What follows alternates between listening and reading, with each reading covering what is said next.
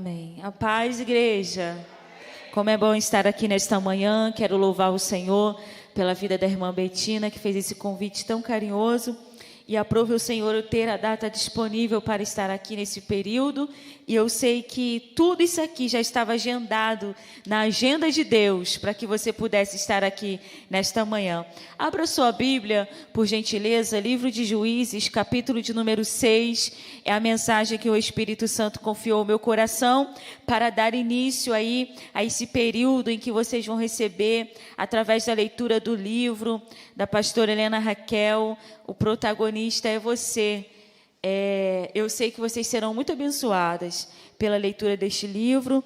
E eu quero falar algo dentro de tudo aquilo que você já vai ler no livro, não necessariamente falando na palavra que está em Lucas 10, que foi lido aqui na introdução, mas em outro momento na vida deste homem. Lucas 10 nos ensina a respeito de Marta e Maria. Obviamente que é o tema do livro, não preciso nem ministrar, porque vocês serão ministradas neste tema. Mas eu quero falar sobre Juízes, capítulo de número 6. Eu quero ler 2 versículos, versículos de número 14 e versículo de número 15. Aleluia! Juízes 6, versículo de número 14. Versículo de número 14... Versículo de número 15, vocês receberam aí um bloco de anotação, uma caneta. Quem gosta de anotar, quem gosta de marcar, é bom você pegar ele agora e usar isso, porque você pode, durante a semana, olhar para o seu bloco e relembrar aquilo que Deus falou no seu coração. Juízes, capítulo de número 6, versículo de número 14, diz assim a minha versão é NVT, diz assim a palavra de Deus. Então, o Senhor se voltou para ele e disse: vá com a força que você tem, e liberte Israel dos midianitas. Sou eu quem o envia. Mas, Senhor, como posso libertar Israel? Perguntou Gideão. Meu clã é o mais fraco de toda a tribo de Manassés, e eu sou o menos importante da minha família. Aleluia. Queridas, estamos diante de um texto, e queridos irmãos que estão aqui, estamos diante de um texto, diante de um período em que o povo de Israel, ele sempre abandonava o Senhor e voltava-se para a idolatria. Então, todas as vezes que o povo abandonava a aliança que tinha feito com Deus, lá no livro do Êxodo, capítulo de número 19, quando o Senhor faz uma aliança com o seu povo, separando o seu povo para ser seu e querendo ser o seu único Deus. Todas as vezes que Israel negligenciava esta aliança de adorar somente ao Senhor, de não adorar nenhum outro Deus, de seguir os passos do Senhor, a aliança que Deus tinha feito, obedecer os 10 mandamentos, o povo deixava esta aliança, o povo se voltava para a idolatria, a desobediência, abandonando o Senhor. Todas as vezes que isso acontecia, a nação de Israel se enfraquecia. E todas as vezes que a nação de Israel se enfraquecia, Deus permitia com que nações inimigas viessem, lutassem contra o povo e prevalecessem contra o povo de Deus, porque o povo de Deus havia abandonado o caminho do Senhor. Então, o livro de Juízes é um livro que trata a respeito disso.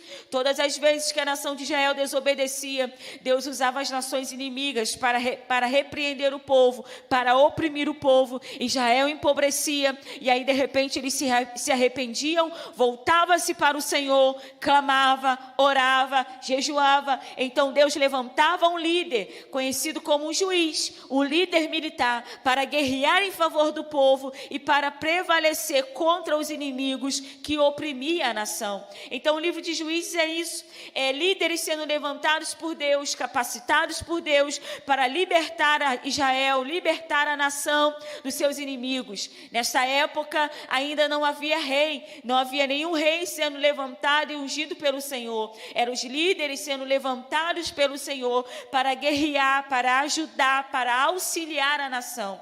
Quando nós chegamos aqui, neste capítulo de número 6 do livro dos Juízes, qual é o pano de fundo que está por trás dessa história? A opressão dos midianitas. Durante 7 anos, os midianitas oprimiam a nação de Israel. E como é que eles oprimiam? Eles invadiam os campos, eles invadiam toda a colheita da nação, eles destruíam tudo, eles empobreciam aquela nação, empobreciam Israel, roubavam todo o bem que Israel havia plantado, colhido, toda a provisão. Então o povo, ele já não conseguia mais viver com segurança nos campos abertos. E como é que o povo vivia agora? Eles procuravam habitar nos esconderijos, nas montanhas, nas cavernas e nas fortalezas. Sempre que os israelitas faziam um plantio, os saqueadores de Midian, de Amaleque e de outros povos atacavam Israel, roubavam Israel, empobrecia Israel. E a Bíblia diz lá no capítulo 6, versículo de número 2, versículo de número 3 e 4, a Bíblia está dizendo que eles levavam os bois, as ovelhas, os jumentos, não deixava coisa alguma para Israel comer. Então todos os inimigos, eles se levantavam como se fosse uma praga de gafanhoto, eram inimigos numerosos, e eles se levantavam contra esta nação. Então nesse período, como é que Israel estava vivendo? Escondido. Estavam nos esconderijos, com medo dos midianitas. Então, para esse tempo de opressão dos midianitas, Deus escolhe Gideão para libertar o povo. Depois que os israelitas clamam ao Senhor, o Senhor vai enviar um profeta a eles. No versículo de número 7, o povo clama ao Senhor. O Senhor vai enviar a eles um profeta com uma mensagem para entregar. E esse profeta diz assim: assim diz o Senhor, eu os tirei da escravidão do Egito, eu os livrei dos egípcios e de todos que os oprimiam, expulsei seus inimigos e dei vocês a terra deles. Disse a vocês, eu sou o Senhor seu Deus, não adorem outros deuses dos amorreus, em cuja terra vocês vivem, mas vocês não deram ouvidos. Depois que o profeta entrega essa mensagem, a Bíblia diz que veio um anjo do Senhor e assentou-se debaixo de um grande carvalho que está em Ofra. Que carvalho é esse? O carvalho que pertencia a Joás, do clã de Abiezer. E Gideão, que era filho de Joás, estava debulhando trigo. E eu gosto da minha versão, que a minha versão diz assim no versículo de número 11: ele estava debulhando trigo no fundo de uma prensa de uvas, que nós conhecemos como o lagar. Então ele estava debulhando trigo em um lagar. Lagar não era o local de debulhar trigo, lagar era o local de debulhar uvas. Então o que é mais fácil? Amassar uva ou amassar trigo? Muito mais fácil é amassar a uva, porque ela é macia, ela é mole. Só que não tinha uva mais para amassar, não tinha mais plantação nenhuma, não tinha colheita nenhuma. Então Gideão, que já estava empobrecido, juntamente com toda a nação, estava debulhando trigo no lagar. Ou seja, ele estava machucando seus pés no lagar, mas era a única coisa que ele tinha para fazer, era a única coisa que tinha para prover o sustento da sua família. Então Gideão está malhando trigo no lagar, passando por uma situação difícil, passando por uma situação desafiadora, e a Bíblia diz que o anjo aparece a Gideão e diz para ele: o Senhor está com você, varão corajoso. Porque para ficar debulhando trigo no lagar, se escondendo das nações inimigas e providenciando aquilo que estava restando para ele como sustento, era um sinal de que ele tinha coragem. E eu quero te dizer nessa mensagem, nesta manhã, que coragem não é realizar grandes coisas. Coragem é ter resistência no tempo da dor, da calamidade, da dificuldade. Coragem é você não parar quando tudo está desfavorável. Tem gente pensando que coragem é fazer um grande evento, coragem é liberar um grande discurso, coragem é organizar grandes coisas, mas coragem é não desistir. Então não desista. E essa palavra não desista, ela traz para nós uma outra palavra. que o Espírito Santo sempre nos dá. Qual é a outra palavra que está atrelado à exclamação não desista? A outra palavra que está atrelada à exclamação não desista é resistência. O Espírito Santo nesta manhã está nos dando resistência. É quando a sua fé está fraca, quando a sua força está pequena, o Espírito Santo te renova, te fortalece, te enche para caminhar mais um pouquinho. Então resistência. O Senhor é contigo. O anjo estava dizendo: o Senhor está com você, Gideão. Então a manifestação da escolha de Deus, antes de Gideão vencer a qualquer batalha, estava sendo declarada para ele ali, ainda no lagar. Porque você não é escolhido pelo que você faz, mas por quem você é. Não é a sua atividade que te torna especial. O que te torna especial é que você é um escolhido, uma escolhida do Senhor. Às vezes alguém pensa assim: mas eu não sou ninguém, eu não faço nada, eu não tenho cargo na igreja, eu não sou líder de departamento, eu não tenho experiência nenhuma com liderança, e pensa que não é escolhido, que não é especial. Só que você é escolhido e especial não por aquilo que você faz, mas por quem você é. Você é chamado, é escolhido porque você é filho, você é filha, Deus te ungiu. E é por isso que você é especial. Gideão não tinha enfrentado nenhuma batalha, e Deus só estava dizendo: você é corajoso. Coragem. Para protagonizar sua própria história, você precisa ter coragem. Aí ele responde o Senhor assim, dizendo: meu Senhor, se o Senhor está conosco, por que nos aconteceu tudo isso? E onde estão os milagres que nossos antepassados nos falaram? Acaso não disseram: o Senhor nos tirou do Egito? Agora, porém, Senhor, o Senhor nos abandonou e nos entregou nas mãos dos midianitas. O que Gideão está clamando era verdade, sim ou não? Sim ou não? O Senhor tinha abandonado o povo? Não. O que ele está exclamando não é verdade, porque ele está dizendo: o Senhor abandonou o povo. Mas na verdade era o povo que tinha abandonado a Deus. Então a percepção de Gideão, ela não é verdade. E nós somos tentados no momento da dor, no momento da dificuldade, no momento da enfermidade, no momento do luto, nós somos tentados a falar para Deus coisas que não são verdades. Senhor, o Senhor me abandonou. O Senhor não vê a minha aflição. O Senhor não vê a minha angústia. O Senhor não vê a minha dor. E nós somos tentados a pensar que Deus não está nos vendo, não está ouvindo a nossa oração, não está vendo a nossa dificuldade. Somos tentados, sim ou não? Sim. A nossa fé, ela é tentada. Versículo 13. Gideão está falando para Deus uma inverdade. Aí no versículo de número 14, depois de Gideão fazer duas perguntas para o Senhor. Três perguntas para o Senhor. Porque Gideão pergunta: se o Senhor está conosco, então por quê? Por que aconteceu tudo isso? Depois ele pergunta: onde estão os milagres dos nossos antepassados? E terceira pergunta: o Senhor não nos tirou do Egito?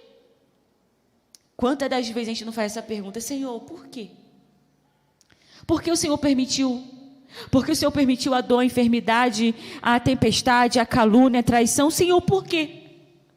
Aí versículo de número 14, a Bíblia está dizendo que o Senhor volta para ele e diz: vá com a tua força, que você vai livrar Israel dos medianitas, porque sou eu quem o envia. Deus não respondeu às perguntas de Gideão. E a gente quer que Deus responda todas as nossas perguntas. Eu vim te dizer nessa manhã que você não terá todas as respostas, mas você terá uma certeza, que Deus está com você. Nem sempre você terá todas as explicações, mas você vai ter uma certeza. Deus é contigo para te levantar, para te fortalecer, para guerrear tuas causas. Então abra mão dos questionamentos e toma posse dessa certeza de que Deus está com você. Nem Jó soube o motivo. Quem somos nós para querer saber, Senhor, por quê? Porque o Senhor levou, porque o Senhor deixou, porque o Senhor permitiu. Então Deus, Ele não responde aos questionamentos de Gideão, mas Deus disse para ele simplesmente: vai, porque sou eu que estou te enviando.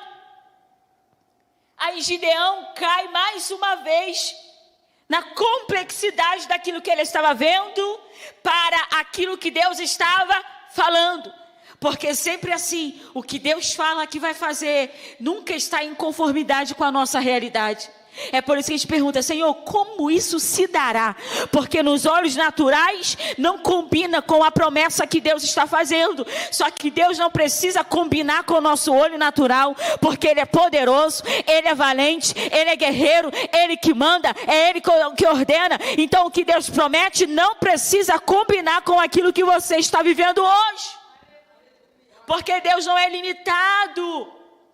Então Gideão volta para o Senhor e pergunta para ele mais uma vez: Senhor, como eu posso libertar Israel? O meu clã é o mais fraco da minha tribo, e eu sou o menos importante da minha família.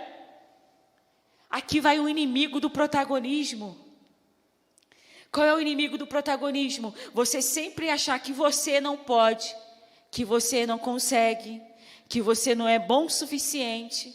Olha o inimigo do protagonismo. O inimigo do protagonismo é a autossabotagem. É você mesmo colocar empecilho naquilo que Deus está mandando você fazer. Autossabotagem. Gideão está olhando para ele: Senhor, como é que pode? Eu sou o menor da minha casa, eu sou o menos importante da minha casa, e a minha tribo é a menor do meu clã. Como é que isso pode acontecer, Senhor? Gideão estava se autossabotando. Isso é perigoso demais, porque tem gente que não viveu aquilo que Deus quer que ele viva até hoje, porque está olhando para a sua própria condição. Só que Gideão, você não vai porque você é alguém, você vai é porque Deus está na tua frente te capacitando. Aí tem gente que fala: não, eu não posso fazer isso, eu não posso assumir essa responsabilidade. Quem sou eu? Eu sou a menor daqui, eu sou a menos importante daqui. Por que o Senhor não chama outro? Por que o Senhor não chama outra mais experiente do que eu, com poder aquisitivo melhor do que eu? Só que Deus não erra endereço. Se Ele te escolheu, é porque Ele já tem preparado tudo aquilo que você precisa para você executar essa tarefa. Como, Senhor? Aí ele está tão impactado com aquilo que Deus estava dizendo para ele, que o Senhor vai reafirmar mais uma vez para ele: Gideão, você destruirá os midianitas como se estivesse lutando contra um só homem. Gideão está tão impactado com a mensagem que Deus estava entregando para ele, com a provisão de Deus. Irmãos, eram 7 anos de opressão, 7 anos empobrecendo. E Deus estava dizendo para Gideão: você vai e você vai lutar como se fosse um só homem. Ele estava dizendo para uma nação inimiga, que já tinha um exército preparado, armado, que sempre oprimia Israel. E Deus está dizendo que ele iria lutar como se fosse um só homem. Olha que coisa inacreditável de Deus. E ele fica tão impactado que ele fala assim: Senhor, se de fato posso contar com a tua ajuda, me dá um sinal, um sinal. Não é errado pedir sinal para o Senhor. Não é errado pedir prova de Deus. Senhor, me dá um sinal. Se eu posso contar com a tua ajuda, me dá um sinal. Por favor, não vá embora até que eu entregue a minha oferta. Irmãos, algo poderoso está acontecendo aqui. Gideão quer dar uma oferta, mas lembra que eles estavam pobres. Não tinha colheita, não tinha plantio, não tinha gado. Lá no capítulo 6, versículo de número 2, a gente leu que os midianitas, eles eram tão cruéis, que os israelitas fizeram esconderijo na montanha, na caverna. Os saqueadores vinham, roubavam tudo, levavam ovelha, levavam boi, levavam jumento, não deixava coisa alguma para Israel comer. E agora Gideão está pedindo para entregar a Deus uma oferta. Sabe qual é outro sabotador do protagonismo? A ganância. Senhor, eu já tenho pouco, e eu vou dar o pouco que eu tenho? Não vou dar, não. A gente reclama se um evento tiver inscrição para participar. Assumir o nosso protagonismo é também assumir o nosso protagonismo nas nossas finanças. Porque tem coisa que não tem preço, nada paga o que você vive na casa de Deus, na presença de Deus, recebendo palavra de Deus, orientação de Deus. Gideão quer ofertar, e ele era pobre, mas ele vai trazer a sua oferta. Ele vai para casa, e a Bíblia diz que ele cozinha um cabrito, ele pega farinha, ele prepara pão sem fermento, ele coloca a carne num cesto, o caldo numa panela, e ele vai oferecer a sua oferta a Deus. Porque se a gente organizar bem, sempre sobra uma oferta para entregar. Aleluia. E gente que é inteligente entende isso. Entende que você é um mantenedor de um projeto. E tudo no reino de Deus, tudo tem um custo.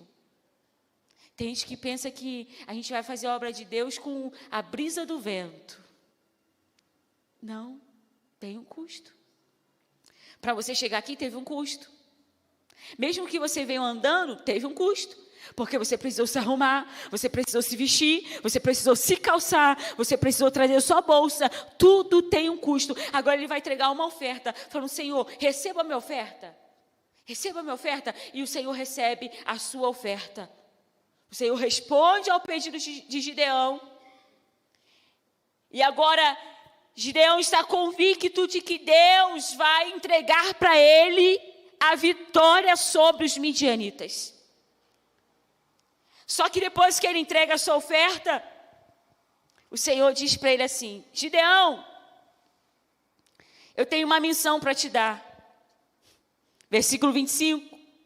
Tenho uma missão para te dar, Gideão. Versículo 25. Tome o segundo touro do rebanho de seu pai, aqueles de 7 anos. Derrube o altar que seu pai fez para Baal. E corte o poste de Azerá que fica ao lado do altar. Depois, Gideão, versículo 26, construa um altar para o Senhor seu Deus. No alto desta colina, arrumando as pedras com cuidado, sacrifique o touro sobre o altar como holocausto e use como lenha a madeira do poste de Azerá que você cortará. E Gideão levou 10 servos e fez o que o Senhor mandou. Sabe o que é isso? Antes de ir para a batalha, Gideão, derruba a idolatria que está na tua casa. Porque é perigoso demais a gente querer assumir o protagonismo espiritual sem antes limpar o que precisa ser limpo dentro da nossa casa. Idolatria não é só adoração à imagem. A gente conhece como adoração à imagem. É forte como adoração à imagem, mas idolatria é qualquer área, qualquer pessoa que você deposite uma certa confiança que só deve ser depositada em Deus, é uma forma de idolatria. Quer ver? A gente se assegurar no trabalho que a gente tem, só porque a carteira está assinada.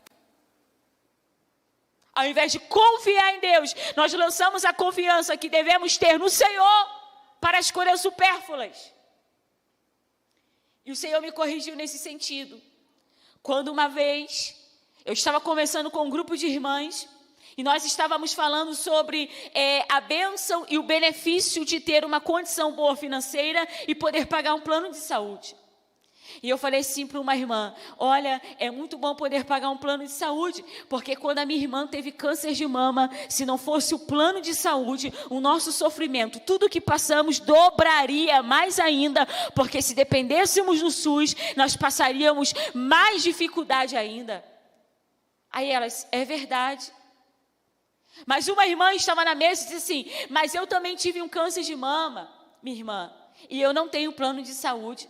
E eu precisei do SUS, mas o Senhor preparou tudo. Quando ela disse aquela palavra, o Espírito falou no meu coração: não é o plano de saúde, minha filha, mas sou eu que libero a passagem para entrar. Tira a tua confiança naquilo que você pode ver, porque eu sou Deus que preparo quando tem plano, quando não tem plano, quando tem médico, quando não tem médico. Eu sou o Senhor. Então somos tendenciosos a confiar em coisas ao invés de confiar no nome do Senhor Jesus. É ou não é? É. E eu fiquei apavorada com aquela mensagem. Quando eu cheguei em casa, eu precisei contar aquilo para minha irmã. Eu falei: olha, aconteceu isso, isso e isso. A gente pensa que a gente viveu bem, porque foi o plano, porque você foi bem atendida, porque foi um centro especializado, que quando chegávamos lá no centro de tratamento, lá em Botafogo, nem parecia que era um centro de tratamento de câncer, parecia até uma galeria, um shopping, tinha cafezinho, tinha chocolate quente, tinha todo mundo. E Deus estava dizendo: não é você, não é um plano, mas sou eu que preparei isso. Porque tem gente que não tem plano, não tem nada disso, mas o Senhor abre porta, prepara médico, prepara enfermeiro. Então é melhor confiar no nome do Senhor do que confiar na Unimed, do que confiar no Bradesco Seguro. Ah, meu Deus, confia nesse nome, irmãs. É uma idolatria. Transferirmos aquilo que devemos só lançar em Deus em coisas materiais é uma idolatria. Então Deus estava dizendo para Gideão: Gideão, antes de vencer os midianitas, derruba o altar de Baal primeiro. Vença aquilo que pode te vencer. Quer ser protagonista da sua própria história? Entrega tudo no altar de Deus, tudo.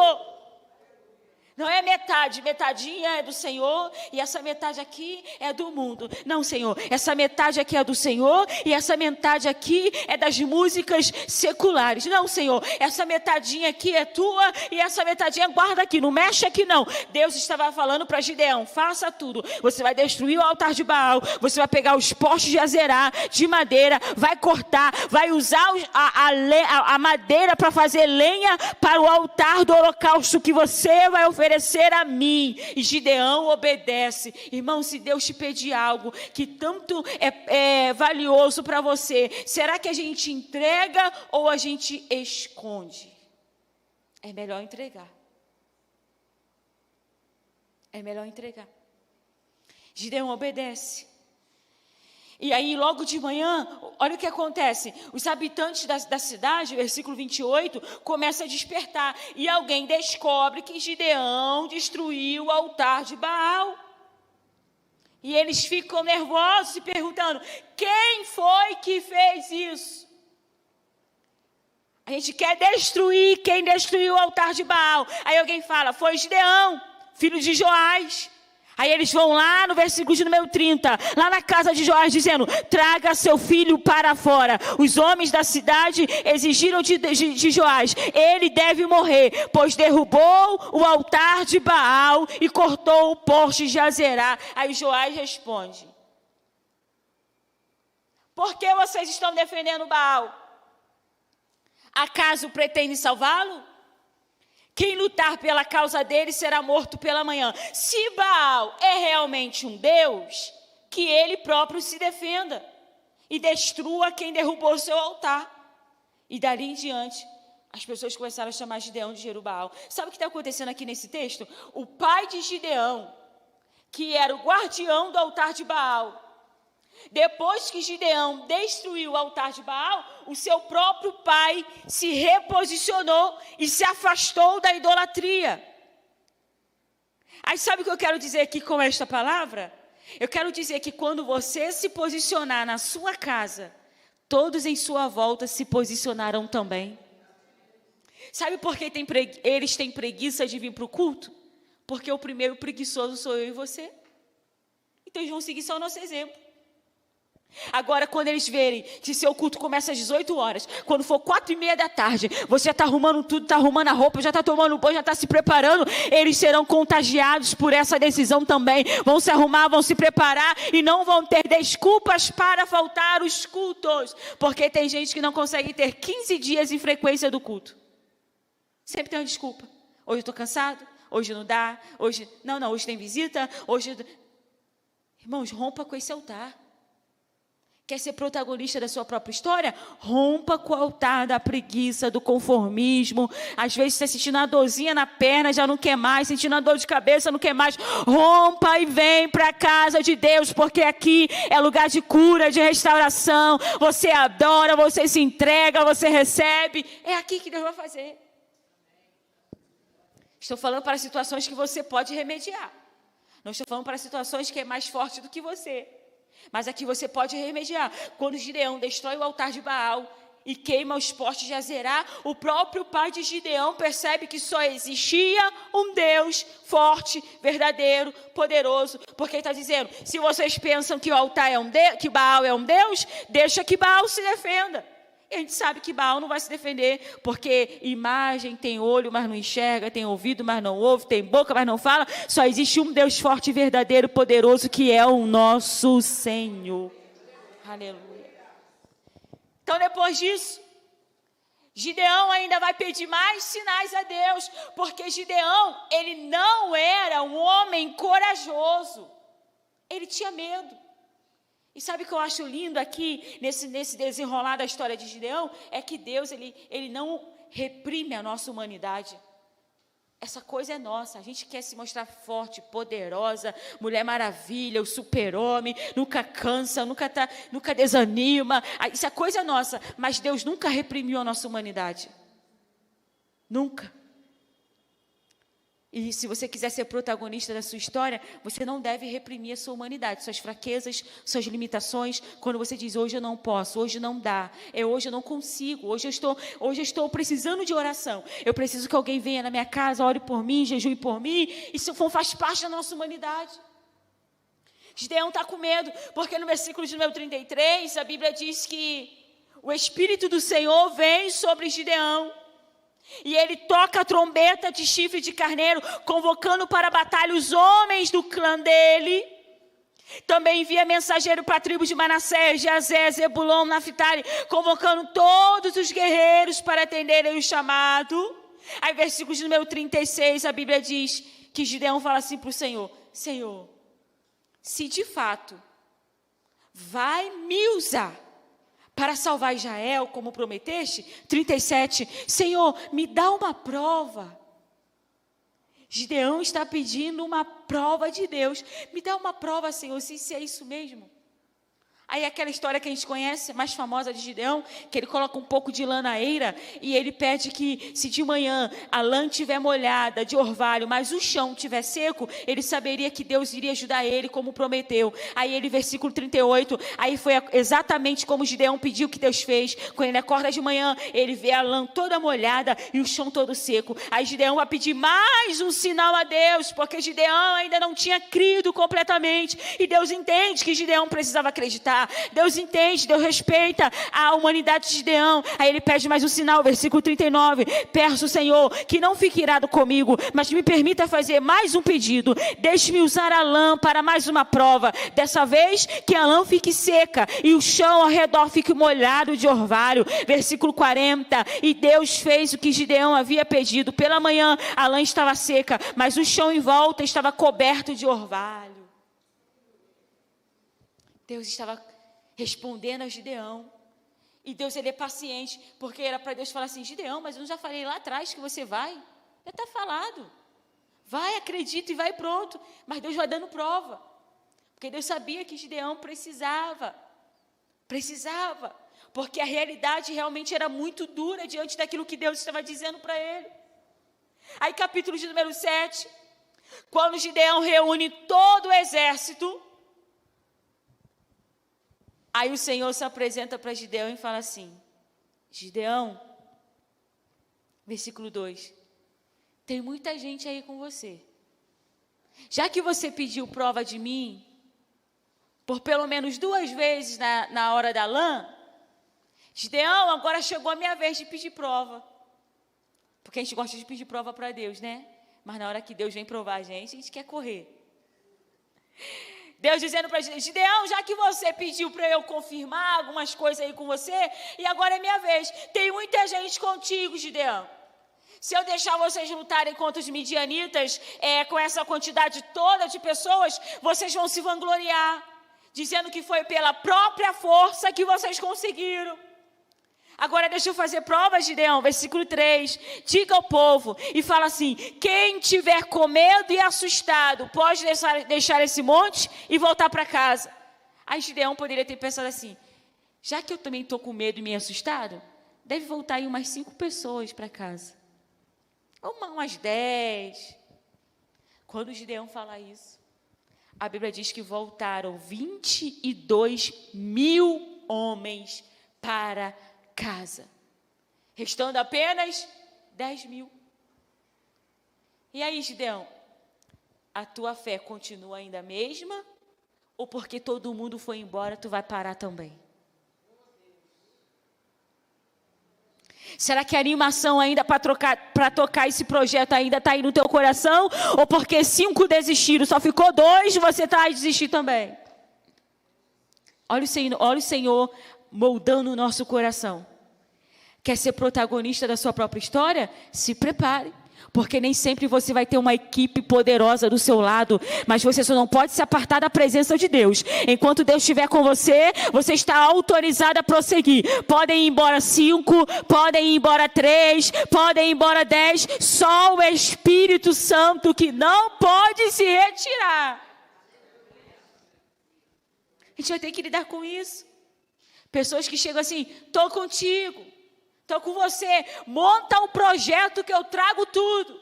Tu montou e cadê? Não aparece ninguém. Hoje não é mais assim não, que hoje é tudo moderno. Mas na nossa época, eu tenho 12 anos de casada. Na nossa época que íamos casar, né? Aí todo mundo falava, não, fique tranquilo. Eu vou dar o bolo, eu vou dar o refrigerante, eu vou dar o salgado. Chegava perto da festa, cadê? Mas é Deus testando o nosso coração, para saber se a nossa confiança está naquilo que vão dar, naquilo que falaram que vão fazer, naquilo que disseram que vão ajudar, ou se a nossa confiança está no Deus, que pode levantar gente que você nem conhece, para bater na sua porta, para te entregar a bênção da provisão, gente que você nunca falou, pode entrar em contato contigo, para abençoar esse projeto, porque quando é de Deus, é Deus que sustenta, quando é de Deus, é Deus que mantém, quando é de Deus, é Deus que envia, quando é de Deus, oh meu Deus, aleluia. Confia no Senhor, não esmoreça não. 22.000 voltaram, tem 10.000, e agora Gideão pensou assim, 10.000 guerreiros, não está bom não, mas é um volume. Não está bom não, mas dá para fazer uma graça, 10.000 pessoas. Aí o Senhor disse assim, Gideão, deixa eu fazer mais uma prova contigo, já que você fez 2 vezes comigo, então tem um crédito aí com você. Versículo 4. Seu exército, Gideão, ainda está muito grande. Desça com eles até a fonte e eu os provarei para determinar quem vai com você e quem não vai. Versículo 5. Quando Gideão desceu com os guerreiros até a fonte, o Senhor disse para ele, separe os homens em 2 grupos. Num grupo, coloque todos que bebem água das mãos, lambendo como se fossem cães. No outro grupo, coloque todos que se ajoelharem e põem a boca na água para beber. E a Bíblia diz que apenas 300 homens beberam a água das mãos e os demais se ajoelharam e puseram a água na boca. Aí o Senhor fala para Gideão, Gideão, é com esses 300 homens que eu livrarei Israel e entregarei os midianitas em suas mãos. Manda para casa todos os demais que não beberam a água levando as mãos à boca. E Gideão vai. E Gideão obedece. Mais uma vez o Senhor se apresenta para Gideão. E eu acho essa parte aqui linda, e eu começo a concluir minha mensagem nesta manhã. Mais uma vez, porque a gente para muito, né, na parte que Deus chama Gideão, prova Gideão e acabou. Mas eu gosto muito dessa parte aqui, porque quando Gideão está com os 300 homens, o Senhor se apresenta para Gideão no versículo de número 9 e diz assim: levanta, Gideão, vai ao acampamento dos midianitas que eu vou entregar em suas mãos. Versículo de número 10, Deus sabia que Gideão ainda estava com medo. Aí no versículo de número 10, Deus fala assim para Gideão: Gideão, mas se você tiver medo de atacá-los, desça ao acampamento com o seu servo Purá. E o que Gideão faz? Desce ao acampamento e leva com ele o seu servo Purá. Deus não reprime a humanidade de Gideão. Deus sabia como encorajar Gideão. Deus manda Gideão ver os amalequitas. A primeiro momento parece que era para amedrontar ele, mas era o tempo certo para Gideão ter uma resposta de Deus. Aí Deus fala assim: Gideão, se você estiver com medo, vai com o teu servo Purá, para ele encorajar você. E a Bíblia diz que Gideão foi e levou o seu servo Purá. Por que Gideão levou o seu servo Purá? Porque Gideão ainda estava com medo. Sabe o que eu aprendo com esta palavra? Como Deus, ele entende a nossa estrutura. Deus sempre prepara alguém para estar ao nosso lado. Que nessa manhã o Senhor prepare um Purá para guerrear ao seu lado, para motivar você, encorajar você. Quando você está desanimado, você está com muita coisa e não consegue romper, chega um Purá lá na sua porta, levanta, bota a roupa, vamos embora buscar, vamos orar, vamos continuar. Deus está te fortalecendo. Deus sempre levanta alguém para nos ajudar. Deus levantou Ruth para Noemi, Deus levantou Josué para Moisés, Deus levantou Eliseu para Elias. Deus vai sempre levantar alguém para motivar você. Então não se preocupe, tem um Purá para Deus levantar. Ainda neste ano de 2022, Deus vai levantar alguém para ladear você, cuidar de você, ajudar você, apoiar você, ajudar na administração. Deus levanta, irmãos, eu acho isso poderoso. Vai com o teu servo Gideão e ele vai descendo o exército. Ele vai descendo e vai para quê? Para ver a multidão do inimigo? Não, Gideão, vai, porque lá você vai receber uma resposta. Coisa boa é receber resposta de Deus. Não ande sem resposta não, irmãos. Porque tomar atitude sem resposta é frustração na certa. Espera Deus responder. Deus disse? Não, espera. Não haja pela sua emoção não, porque dá ruim. Protagonistas da sua própria história não agem pela emoção, agem pela direção.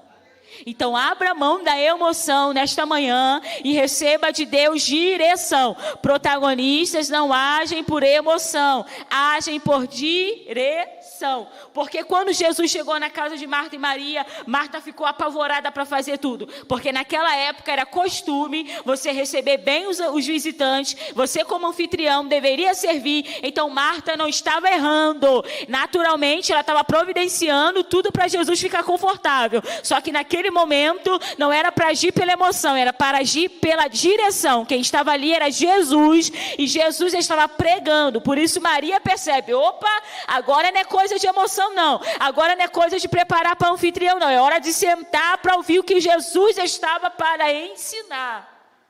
Se nós formos guiados pela emoção, a gente se frustra. Seja guiado pela direção, e às vezes a direção do Senhor vai confrontar você. E aí que está perigoso demais. Na hora do confronto, tem que ir para a zona, sair da zona de conforto, para obedecer a direção de Deus. O que era mais confortável para Gideão? Ficar perto dos 300 ou descer só com Purá lá para o campo dos inimigos? Ficar perto dos 300. Só que naquela hora é para ele descer lá para o campo do Midianita junto com o teu servo. E ele foi. Quando ele chega lá, olha o versículo de número 12. A Bíblia está dizendo que os exércitos de Midian, de Amaleque e dos povos do leste cobriam o vale como uma nuvem de gafanhoto. Seus camelos eram tão numerosos como grãos da areia da praia. Impossível de contar. E com Gideão só tinha 300. Com os inimigos, impossível contar. Aí Gideão se aproxima e ele está ouvindo um homem que tinha um sonho e estava contando o sonho para o seu exército. Ó, versículo 13. Gideão se aproximou no exato momento em que o homem contava um sonho a seu amigo. Olha o que o homem está dizendo. O homem disse: eu tive um sonho. Sonhei que um pão de cevada veio rolando para dentro do acampamento midianita. Então esse pão batia numa tenda e a tenda virava, desmontando toda. O amigo responde para ele: o sonho só pode significar uma coisa: a espada de Gideão. Para esse amigo saber o que esse sonho significava, primeiro, Gideão, ele era um homem famoso. Se ele está reconhecendo que era a espada de Gideão, então porque Gideão era conhecido no meio dos midianitas. E por que Gideão era conhecido? Porque esse homem está ligando Gideão ao pão. Porque esse homem está conectando um pão que desceu rolando e bateu na tenda. Ele está conectando o pão à espada de Gideão. E fique de pé agora que eu concluo minha mensagem com esse texto. Que essa batalha até merecia uma segunda parte, porque aí depois tem os efraimitas, tem outros mistérios aqui, mas eu quero encerrar aqui nesse texto. O amigo está dizendo assim: sabe o que significa esse sonho? Esse sonho significa que esse pão descendo, rolando, é a espada de Gideão. E quando bate na tenda e desmorona, é a tenda dos midianitas, que vai cair diante da espada de Gideão. Mas porque ele tá explicando esse sonho. Lembra quando Gideão estava fazendo o quê? Malhando trigo no lagar?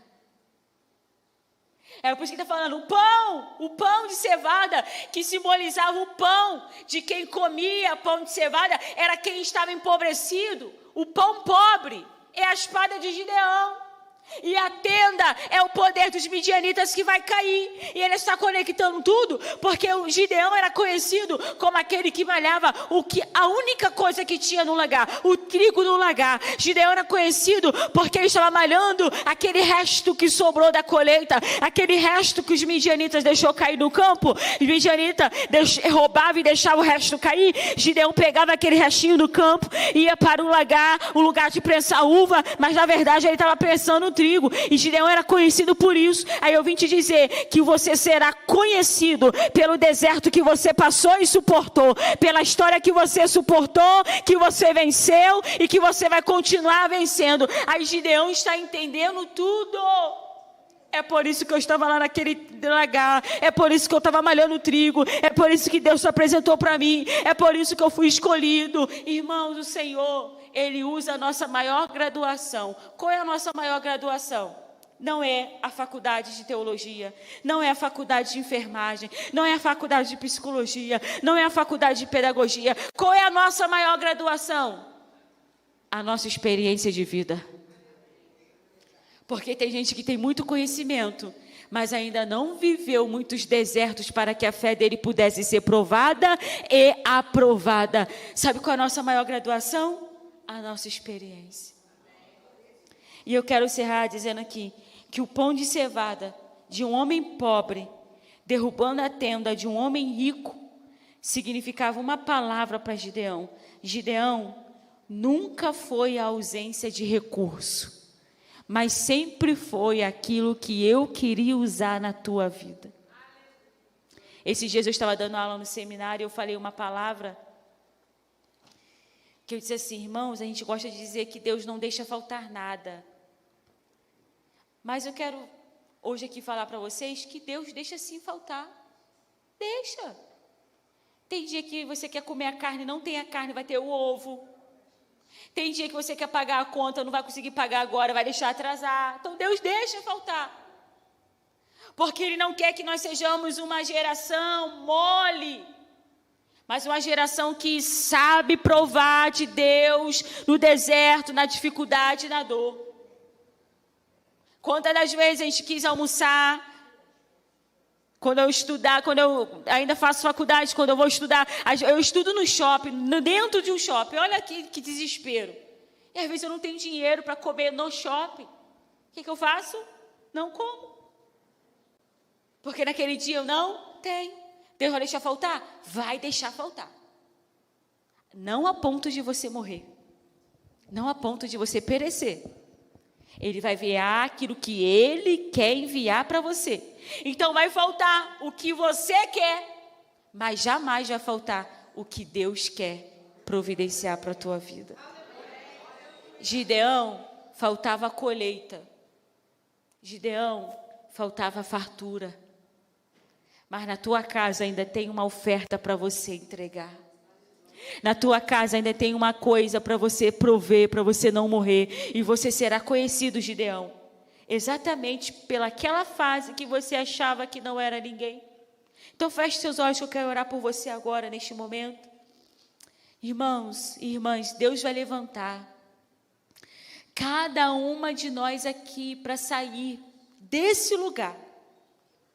Desse lugar que a gente pensa que não é nada, que já está velho demais, já viveu tudo que tinha que viver. Irmã, se Deus achasse que você já tinha que viver tudo que já viveu, Deus não tinha mantido o seu fôlego de vida hoje, Deus já tinha levado você. Se Ele não levou você ainda, porque você ainda tem muita coisa para você viver em Deus, aleluia. Deus é um Deus que prepara, Ele abre porta, Deus é um Deus que envia provisão, providência, Ele é um Deus de surpresa, Ele é um Deus que surpreende. Por isso nesta manhã eu vim aqui liberar esta palavra para você. Eu quero te dizer que Deus te escolheu com a força que você tem, com a habilidade que você tem, com a experiência que você tem, do jeito que você sabe falar, do jeito que você sabe pregar, do jeito que você sabe ensinar, do jeito que você sabe cuidar, do jeito que você sabe amar. Então não se sinta pequeno demais, pequena demais, insignificante demais. Não se sinta inferior demais. Pare com esse complexo de comparação. Pare com esse complexo de inferioridade. Pare de achar que você não pode, que você não vai. Deus está fortalecendo você, fortalecendo sua mente, sua vida espiritual. Deus está enviando a bênção financeira para sua vida, para sua casa, porque o Senhor viu quando você desejou ter e não teve, desejou comer e não pôde, desejou ajudar alguém, não conseguiu ajudar. Deus viu, por isso Ele envia provisão, Ele envia providência. Aceite a sua própria vida, aceite a sua própria história. Se você já foi traído, traída, aceite isso como uma experiência para você amadurecer, para você crescer, não para você parar, não para você paralisar. Olhe para dentro de você e veja que você é escolhido, escolhida. Você pode, você é capaz, porque o Senhor te capacita, porque o Senhor te encha. Começa a se aliançar com essa palavra que foi liberada neste altar na manhã desse dia. Comece a se aliançar e abra sua boca agora e comece a falar com Deus. Comece você a orar a Deus, colocando diante do altar as suas angústias, a sua dor, a sua necessidade, os seus questionamentos, as suas dúvidas, as suas fraquezas. Ele é um Deus que acolhe a nossa humanidade. Ele é um Deus que entende a nossa humanidade. Nem sempre você estará motivado, motivada. Nem sempre você vai se levantar corajosamente. Vai ter dia que você vai precisar de uma resposta, de uma prova, prova de Deus, de um sinal de Deus. Meu Deus, fale com o Senhor aí agora. Ore, abra sua boca, fala com Deus, porque a gente não veio aqui nessa manhã para passar tempo. A gente veio aqui para receber do Senhor. Não viemos aqui para tomar só o café. Viemos aqui para receber de Deus. Aleluia. Resposta de Deus está sendo liberada na manhã desse dia.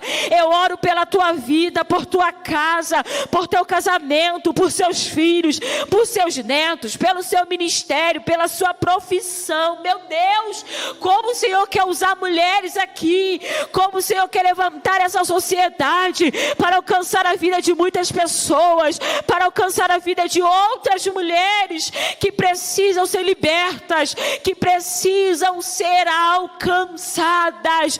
Deus está contando com você. Aleluia. Deus está contando com você. Deus está contando com você.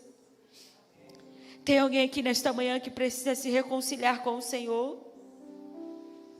Tem alguém aqui nesta manhã que está há muito tempo sem congregar, quer voltar para o Senhor Jesus, para a presença dEle? Tem alguém aqui nesta manhã que precisa falar: Senhor, estou de volta, eu quero.